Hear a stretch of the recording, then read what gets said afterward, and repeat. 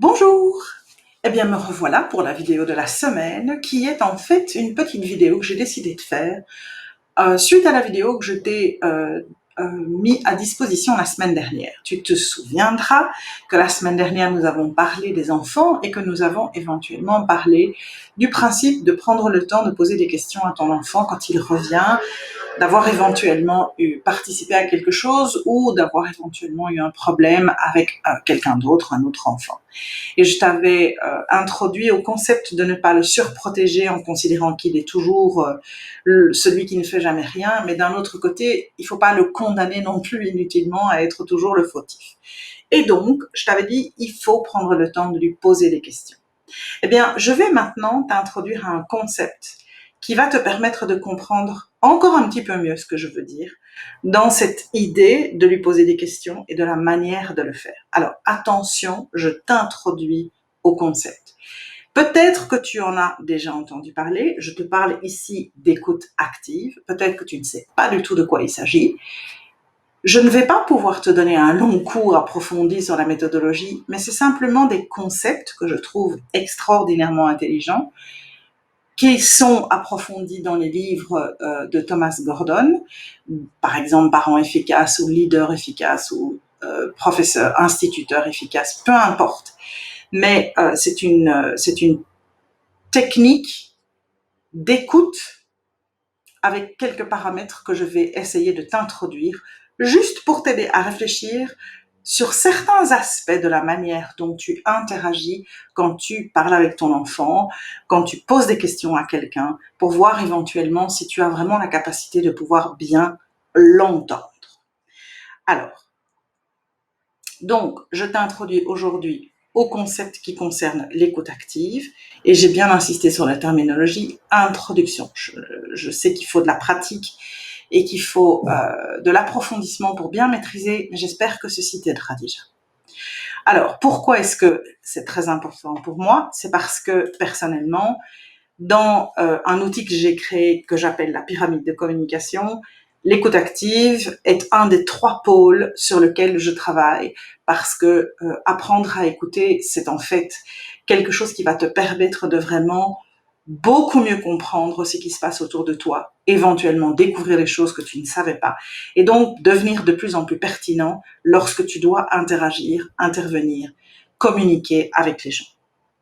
Alors, ce qu'on va faire, c'est on va donc se focaliser sur la partie de l'écoute active. Et la première chose que je veux introduire à ta réflexion, c'est que lorsque tu fais de l'écoute active, tu dois être neutre par rapport au problème. Tu ne dois pas être impliqué dans le problème, tu ne dois pas avoir d'a priori. Alors, qu'est-ce que je veux dire par ça? Eh bien, en fait, ce que j'essaie de te dire, c'est si ton enfant, par exemple, rentre en te disant qu'il s'est disputé avec quelqu'un mais qu'il n'a rien fait de mal, et que tu es déjà en colère contre lui, tu n'es pas dans un état neutre. Par contre, si tu te dis, ok, je ne sais pas ce qui s'est passé, je n'étais pas présent, je vais lui poser des questions, tu es totalement neutre. Et tu dois faire l'effort d'essayer de le rester, c'est-à-dire de ne pas prendre de parti. Essayer d'être bien ouvert dans la neutralité la plus complète pour pouvoir lui poser des questions. Alors, le principe de l'écoute active, il va s'articuler d'une certaine manière et je t'aide maintenant à prendre conscience de ce que c'est. Lorsque tu fais de l'écoute active, tu dois pleinement te focaliser sur la personne que tu vas écouter. Donc, ça veut dire que la première règle dans la vie courante de tous les jours qu'on a aujourd'hui, c'est tu laisses tomber ton GSM. Tu le mets en sourdine, tu le mets dans la pièce d'à côté, mais non, tu ne te fais pas interrompre toutes les 3 secondes parce qu'il y a un nouveau message qui arrive. Ça, c'est pas se focaliser sur la personne qui est en face de toi. Le principe de se focaliser, c'est te mettre à la disposition de la personne. Et même si ça dure 5 minutes, ça sera suffisant, mais en tout cas, tu auras pleinement été présent dans ce que tu vas faire. C'est-à-dire poser des questions et essayer d'entendre ce que ton enfant a à dire. C'est un exemple. La deuxième chose, c'est que tu dois lui montrer de l'intérêt. Ça veut dire que tu lui poses des questions. Il ne faut pas commencer à aller regarder ta montre, à chipoter sur un autre truc, à regarder en l'air. Non, tu dois te focaliser sur la personne avec laquelle tu te trouves. Tu dois lui montrer que tu es en pleine attention par rapport à ce qu'elle est en train de dire.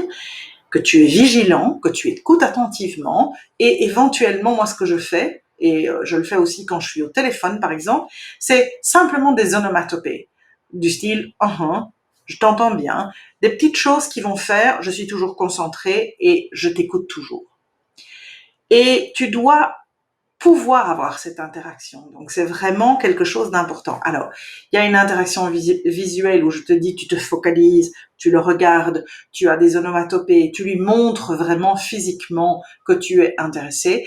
Tu peux aussi éventuellement, quand tu commences à vraiment approfondir la maîtrise de l'écoute active, c'est pas un truc à faire au début quand tu ne sais pas de quoi il s'agit, tu peux rephraser certaines choses que la personne vient de te dire, mais c'est très délicat parce que dans le rephrasage, tu ne peux pas du tout influencer ce que la personne est en train de dire. Et donc, il faut trouver des mots éventuellement différents, mais qui soient totalement neutres. Tu n'as pas d'avis à donner, tu fais juste un rephrasage pour montrer à la personne que tu es toujours concentré. Donc, ça, c'est vraiment les pôles généraux qui te permettent de mettre l'écoute active en place. Maintenant, dans l'écoute active, il y a des méthodologies et il y a une espèce de logique dans laquelle on peut travailler.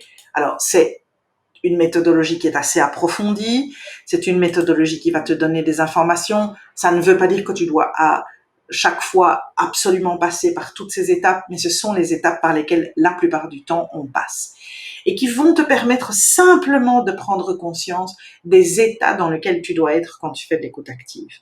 D'abord, tu dois avoir de l'empathie. Tu dois donc être prêt à entendre ce que la personne a à dire. Si tu commences à te dire, mon Dieu, quelle connerie elle est en train de me raconter, c'est foutu, hein, on peut l'arrêter ton écoute active. Parce que c'est pas de l'écoute active, c'est de l'écoute de jugement.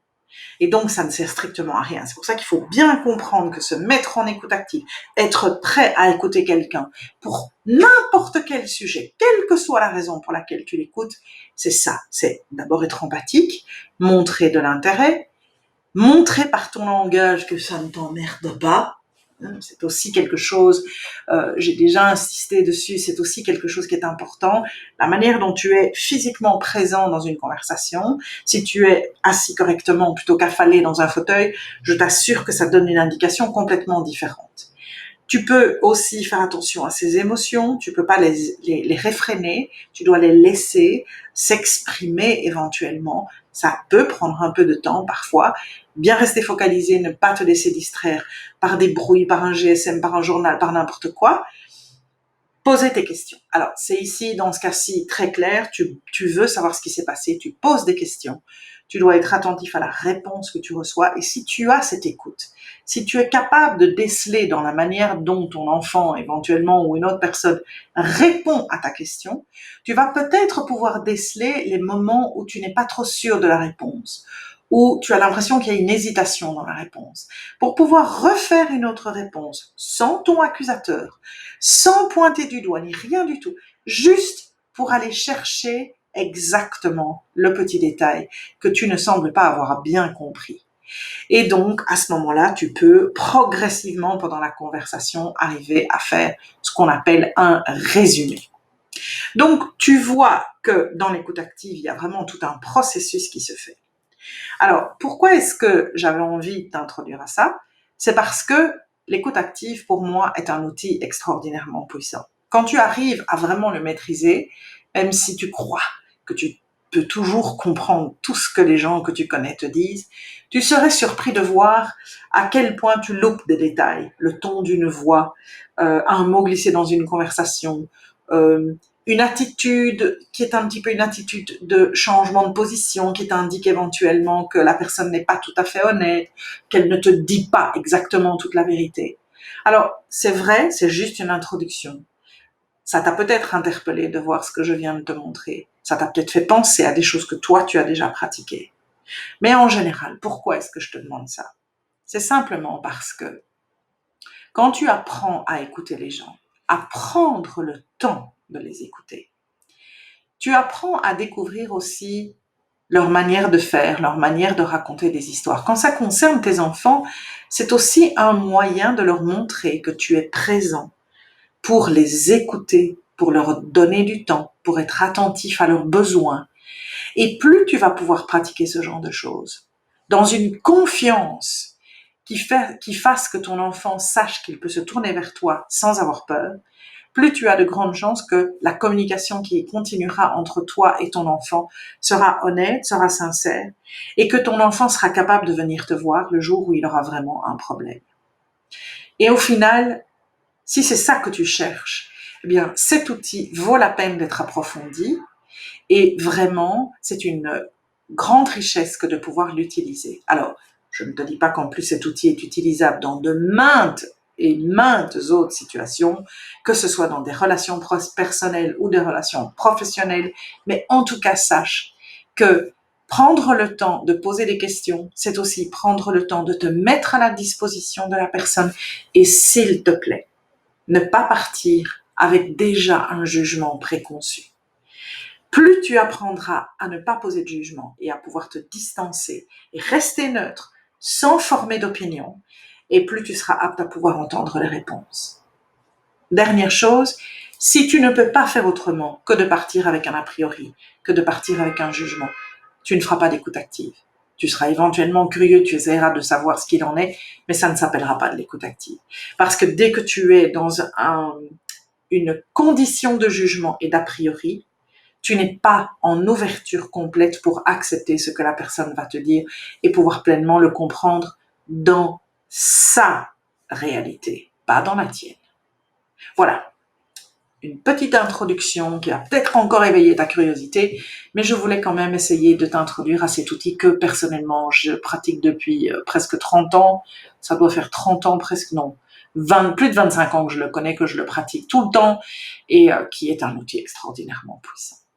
Voilà, ce sera tout pour cette semaine. Bonne réflexion, bonne écoute active si tu parviens déjà à la faire ou si tu la maîtrises, et que tout se passe bien avec tes enfants pendant cette période de vacances, dans l'harmonie, dans le respect de chacun, et que la conversation continue à être bienveillante mais efficace. À bientôt, salut!